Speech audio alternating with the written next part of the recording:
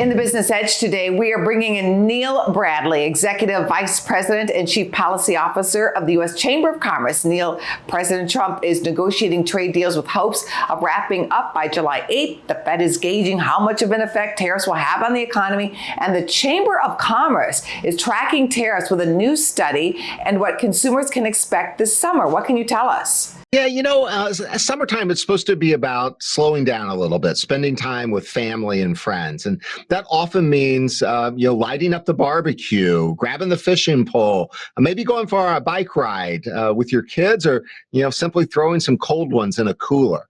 But all of those things that I just mentioned, these are things that we often import into the United States. And the federal government has imposed new tariffs, and tariffs is just another word for taxes, on those things.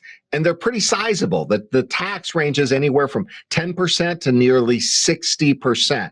And so what we're really concerned about is that that tax increase is going to get passed along to American consumers in the form of higher prices. To be clear, you are seeing higher prices now. Walk us through how you keep tabs. We are. So think about this. The tax first is collected by the businesses when they import something, and then they have to figure out how they're going to absorb or recoup that tax increase. And so the U.S. Census Bureau every 2 weeks polls thousands of businesses across the United States. We've seen about half of all businesses reporting that in the last couple of weeks, the cost that they've been paying for goods is actually increasing. And so that's actually a record level for the last more than 2 years.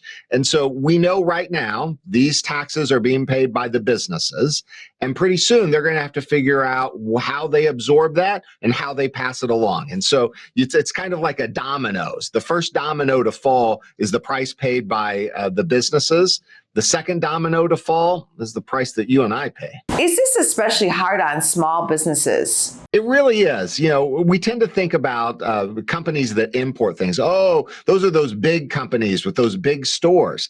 The truth is that 97% of importers, about 236,000 businesses, are actually small businesses. These are places on Main Street, and they're importing things that they sell us, or they're small manufacturers. There's about 40,000 small manufacturers all across this country, and they're importing a particular type of part or a particular type of steel or aluminum that they need to manufacture things here in America.